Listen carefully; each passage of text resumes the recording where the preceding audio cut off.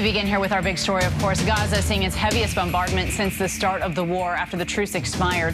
Heavy fighting has resumed between Israel and Hamas, and Israel says it's entered what they call a new phase of this war. This is as troops push further south into Gaza. So let's get an inside look there on the ground right now. Joining us is Executive Director for Doctors Without Borders, Avril Benoit, is joining us. So thank you so much for being here with us. And first of all, I want to let you know we have a team that is right there near the Gaza border, and essentially they're saying they can even feel this like constant bombardment, and it's a barrage of artillery fire as well. So what can you tell us that the medical staff is also seeing, hearing, and feeling at this time? Well, thanks for having me. It's been such a difficult time since the end of the truce, during which time we were able to get a better idea of some of the needs, of some of the gaps in medical supplies, and the degree to which hospitals were already overwhelmed. The end of the truce has been devastating. We have one hospital that we're supporting. In a space of 48 hours, they received 400 patients. They also received 100 people who were dead already. That obviously, they're also pulling people still out of the rubble.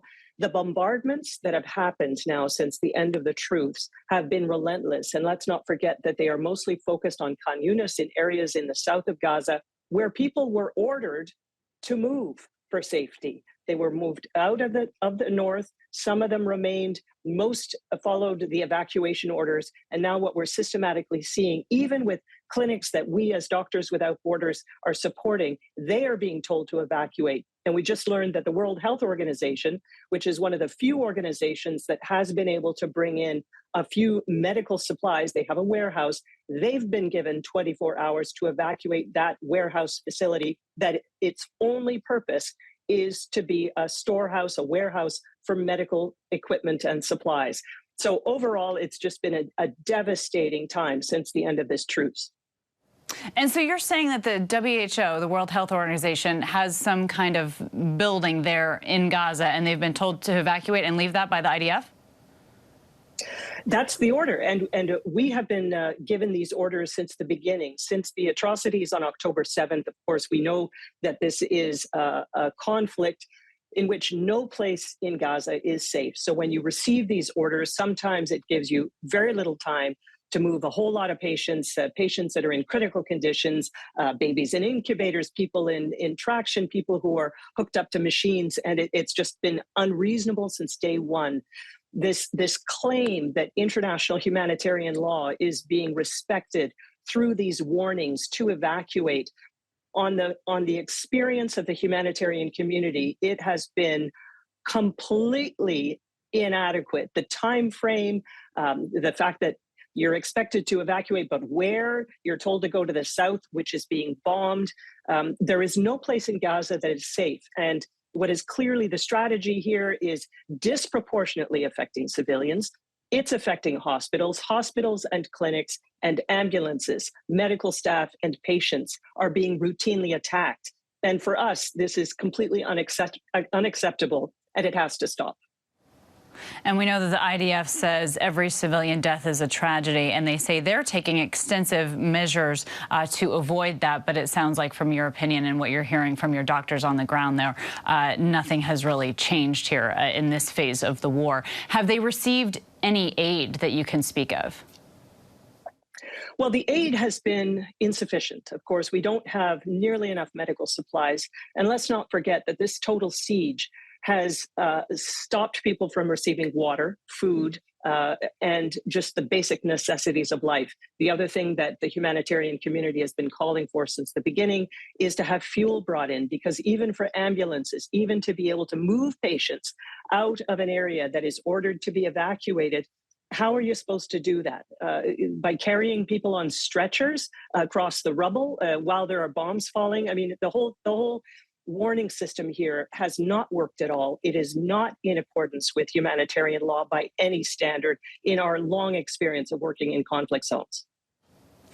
Can I ask about the fuel specifically? We know that that was a major concern from the IDF to send fuel in because they were worried that Hamas terrorists would take it and use it to launch rockets. And the doctors that you've spoken with, are they saying, yes, they have actually received fuel specifically? There's been very little fuel available. So we know that even during the years and years of a blockade, there were 500 trucks that would bring in supplies, various supplies into Gaza.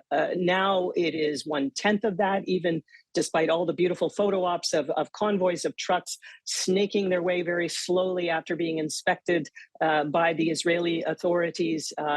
It's not nearly enough. And so what little fuel has arrived did allow some initial transportation of medical supplies, because you can imagine you've got all these boxes of medicines, life-saving medicines and equipment that needs to get to a specific hospital. And without the fuel, there's just no way to transport it. So it has been very limited.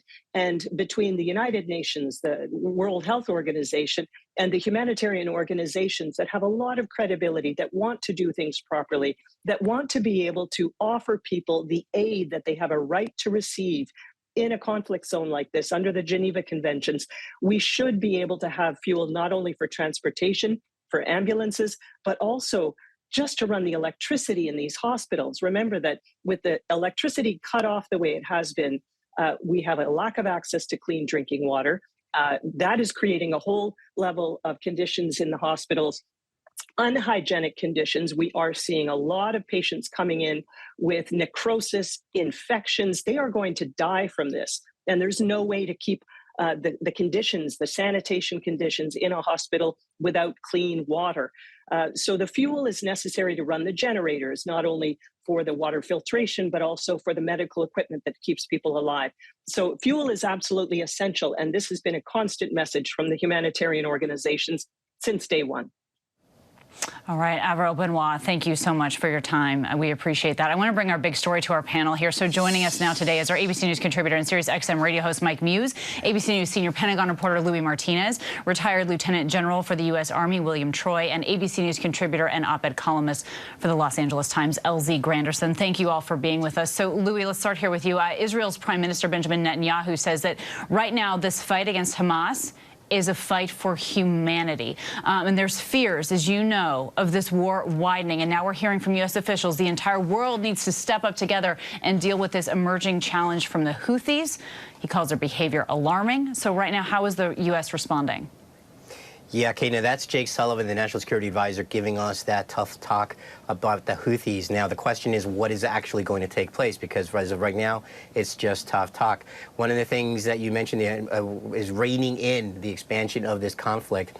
And one of the things that Jake Sullivan told reporters at the White House today was that the United States has done a lot. We've seen the movement of the aircraft carriers. We've seen movement of additional aircraft. And he said that that has actually had a positive effect, but at the same time, they're concerned by what's going on with the Houthis. And Lieutenant Troy, we know that supplies are not easily getting through that Rafah crossing. You just heard there, they were talking about Doctors Without Borders saying it's simply not enough what they are getting.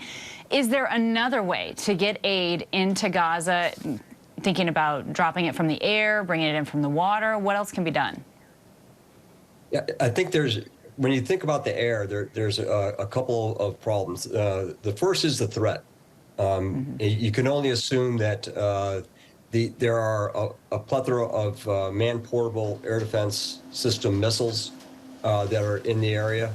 And when you drop supplies, you have to fly relatively slowly and a level flight. It makes them quite a target for these kinds of missiles, which undoubtedly are there on the ground. Then the second point is the quantities. Fuel and water are very heavy, and so you just can't get much on the ground that way. It would really be a drop in the bucket.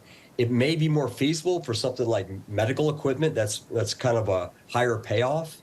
But again, the problem with the threat to aircraft is very real, and I think that's why you don't see a lot of aircraft, such as helicopters and transport aircraft, flying around that battlefield very much. Certainly. And also, Mike, we're hearing that the IDF has been dropping these leaflets, right? And they have a number of items on them telling people to evacuate, telling them where to go. But we're hearing from our reporters and producers on the ground that these leaflets are confusing and that people don't often know where to go, that they don't feel safe anywhere, and that also some just physically can't keep moving. So how do they solve that? It's a great question. I found your interview that you did with the executive director of Doctors Without Borders very enlightening in terms of getting ground awareness on what is actually happening. The IDF and Israeli government has asked the people in Gaza to move south. So now they have moved south, and now that they're beginning the ground defense, where do these people go now that they are south? I think now, as the Israeli government, as they begin to become more tactical and do more of a ground game offense, they had to ask themselves, at what cost are they willing to disproportionately impact Palestinian civilians in their aims to get Hamas and to eradicate Hamas? We are entering that space now where that intersectionality is becoming a very dire consequences for these individuals to be able to receive the necessities, fuel, water, food, and just basics of shelter. When the executive director talked about bringing a stretcher over the rubble, that kind of made me sit back a little bit and talk. That really highlights the humanitarian crisis that we're in, because there's just nowhere for them to go. Right. The reality of the challenges there are so unbelievably daunting. So, LZ, we know that the children of this war have paid a huge price. And to your point, and a lot of people talk about this quite often in Gaza, Hamas they're running Gaza, and they were elected to that position to help the people of Gaza. And people want to place the blame sometimes on those votes. But how do you square that when you're seeing the children suffering the most? Absolutely. And this is why the narrative of this war becomes more and more important. To Mike's point, the resources are definitely the dominant part of the humanitarian crisis that we need to be focused in on. But that's right now. That's the present. We need to be asking ourselves, what is the humanitarian crisis going forward? Because assuming we get to the place in which the fighting does stop, we have to ask ourselves, what kind of society are we leaving behind? And what exactly are we doing with the ceasefire in order to erect an infrastructure to be prepared for the society that we're leaving behind? We made numerous mistakes in the 1970s when it came to Afghanistan, and it came back 3 decades later to hit us in the butt with 9/11.